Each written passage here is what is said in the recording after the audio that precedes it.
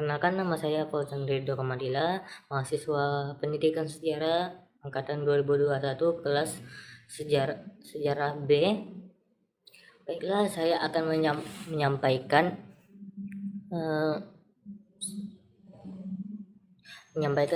mengenai membahas sedikit Kekaisaran Mongol. Dalam untuk tugas media pembelajaran ini, mengapa saya memilih Kekaisaran Mongol? Mungkin sebagian besar atau masyarakat umum tidak mengetahui secara detail atau hal-hal apa yang ada pada Kekaisaran Mongol. Maka sebab itu saya akan membahas secara singkat apa itu Kekaisaran Mongol. Baiklah, Kekaisaran Mongolia didirikan oleh Genghis Khan pada tahun 1206 sesudah mempersatukan suku-suku Mongolia. Jadi, Mongol ini berdiri dikarenakan Genghis Khan yang sudah mempersatukan suku-suku Mongolia, karena Mongolia pada saat itu terbagi, ada suku-suku yang memiliki prinsipnya masing-masing, dan juga Mongolia itu merupakan masyarakat nomaden yang selalu berpindah tempat. Oleh sebab itu, maka Genghis Khan berniat untuk mempersatukan suku-suku Mongol, dan ia pun berhasil pada puncaknya setelah mengalahkan saudara tirinya di pertempuran. Jadi teman-teman semua, Mongol itu sebenarnya dulunya tidak bersatu, dan pada masa Genghis Khan ialah Mongol itu bersatu dan mendirikan Kekaisaran Mongolia. Setelah berdirinya kekaisaran atau setelah bersatunya Mongolia, maka Genghis Khan, teman-teman semuanya, melakukan penaklukan di seluruh benua, yang dimulai dengan penaklukan dinasti Xia Barat, yaitu sebuah kerajaan yang berada di Cina Utara, teman-teman. Setelah kerajaan ini dibumi hanguskan oleh Genghis Khan, maka kerajaan Khawarizmia dipercaya target selanjutnya. Pada puncaknya, pada puncak kekuasaan Kekaisaran Mongol, Kekaisaran Mongolia menguasai sebagian besar wilayah Asia Tenggara hingga ke Eropa Tengah.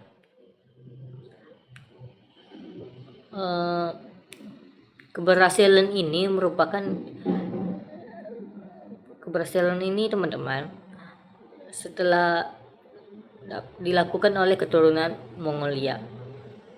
Jadi selama keberadaannya, Mongolia, teman-teman, telah melakukan pertukaran budaya antara Timur, Barat, dan Timur Tengah sekitar pada abad ke-13 dan abad ke-14. Yang seperti teman lihat pada gambar ini merupakan bendera negara atau lambang negara Kekaisaran Mongolia.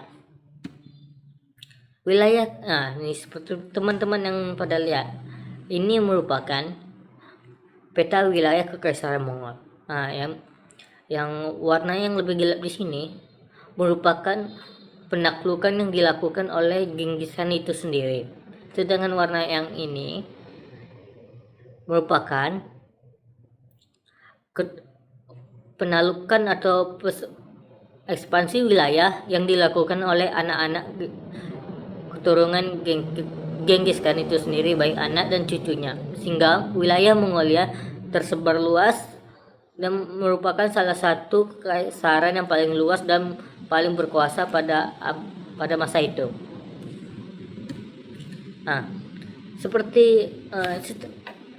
Teman-teman mungkin bertanya, setelah peninggalan Genghis Khan, apa yang terjadi pada wilayah Mongolia?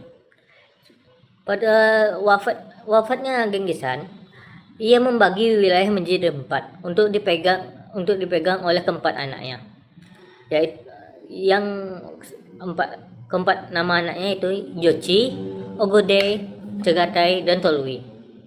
Meskipun terjadinya pembagian kekuasaan, Kekaisaran Mongolia tetap memiliki Han Agung. Mungkin teman-teman bertanya apa itu Han Agung? Han merupakan gelar yang diberikan kepada penguasa tertinggi Mongol. Dan juga Han ini merupakan tanda bahwa ia keturunan dari Genghis Khan itu sendiri. Akan tetapi yang memiliki gelar Han hanya dimiliki oleh keturunan Genghis Khan dari pihak ayah, sedangkan dari pihak ibu tidak memiliki keturunan Han walaupun ia memiliki garis keturunan dengan Genghis Khan. Di dalam setiap pemilihan Khan Agung maka dilakukanlah kurultai. Mungkin teman-teman bertanya apa itu kurultai? Kurultai merupakan dewan ibaratnya kalau pada masa sekarang itu seperti DPR, MPR, lebih tepatnya dewan militer untuk memilih atau mengesahkan dan mengangkat seseorang dari keturunan Genghis Khan atau maupun yang mampu untuk menjadi kaisar Mongol selanjutnya. Dan setelah wafatnya Genghis Khan, maka dilaksanakanlah kurultai. Dan hasil dari kurultai tersebut, maka anak ketiga dari Genghis Khan yaitu Ogede lah yang terpilih menjadi Han Agung selanjutnya. Dan ketika pembagian wilayah yang dilakukan oleh Genghis Khan, Jochi telah lebih dulu wafat, sehingga wilayah kekuasaan Jochi diberikan oleh Genghis Khan kepada anaknya yaitu Batuhan dan Ordehan. Nah, ini merupakan seperti yang teman lihat pada gambar, ini merupakan pembagian wilayah yang dilakukan oleh Genghis Khan. Golden Horde merupakan wilayah yang diberikan kepada Batuhan. Sebenarnya di Golden Horde ini terdiri dari Golden Horde itu sendiri dan White Horde. White Horde merupakan wilayah yang mungkin sekitar di sini saya tidak dapat menemukan gambar lebih detailnya. Wilayah yang lebih dekat dengan pusat Mongol, sedangkan Golden Horde terdiri dari sini. Golden Horde itu dipimpin oleh Batuhan dan saudaranya yaitu Ordahan yang memimpin White Horde.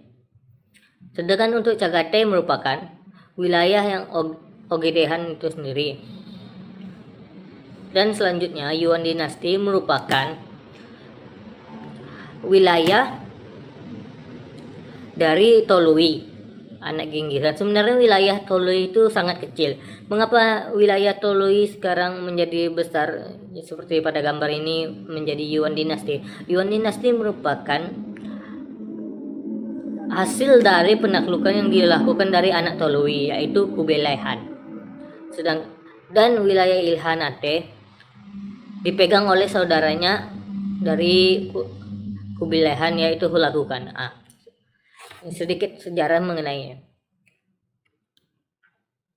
Runtuhnya Kekaisaran Mongol dapat dikatakan oleh dua faktor besar, yaitu perang saudara dan kebudayaan.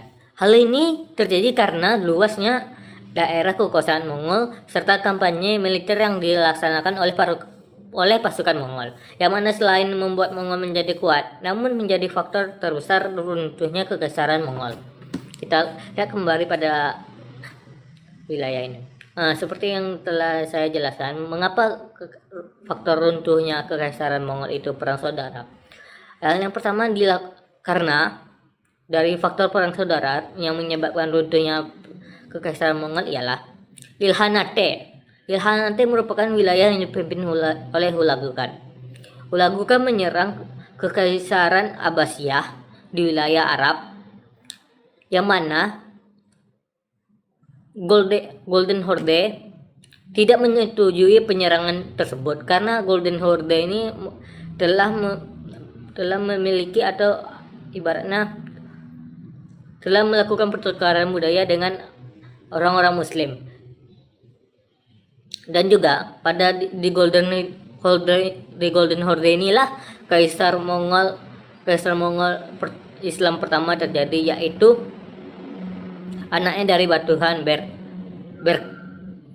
yaitu Berkekan.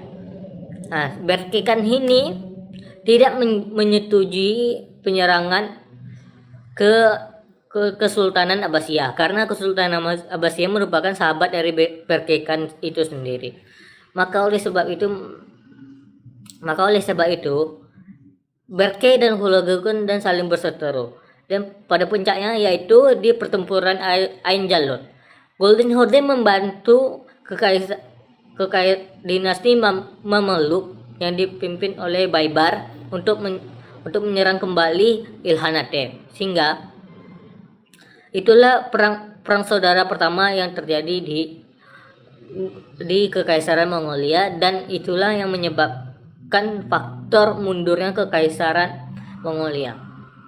Nah, yang faktor kedua yang saya sebutkan mungkin kebudayaan. Mengapa kebudayaan menjadi faktor kemunduran Kekaisaran Mongolia?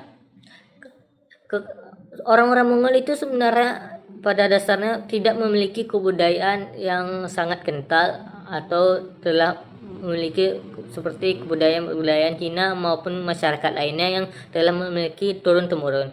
Jadi budaya Mongol itu hanya sedikit, dan sebagian besar meresap kebudayaan lain setelah dilakukannya penaklukan. Seperti yang dijelaskan pada gambar ini, Golden Horde melakukan pertukaran budaya dengan orang-orang Arab, Rusia, Eropa, sehingga Golden Horde ini memiliki kebudayaan tersebut. Sedangkan Ilkhanate itu lakukan pertukaran budaya dengan Irak, Iran, dan Arabia. Dari Chagatai ini melakukan pertukaran budaya dengan India, sedangkan Yuan tentu saja jelas dia melakukan pertukaran dengan Cina, kebudayaan Cina. Bahkan Yuan itu sendiri menjadi dinasti di dalam Kekaisaran Cina. Maka oleh sebab itu Yuan dinasti itu merupakan dua kekaisaran sekaligus, yaitu Kekaisaran Mongolia dan Kekaisaran Cina. Mungkin itu saja yang dapat saya sampaikan mengenai Kekaisaran Mongol ini. Bila ada kurang dan kesalahan, mohon maafkan saya. Mungkin teman-teman maupun adik-adik sekalian mungkin bisa menambahkan hal-hal apa yang kurang di apa yang telah saya sampaikan. Sekian dari saya. Wassalamualaikum warahmatullahi wabarakatuh.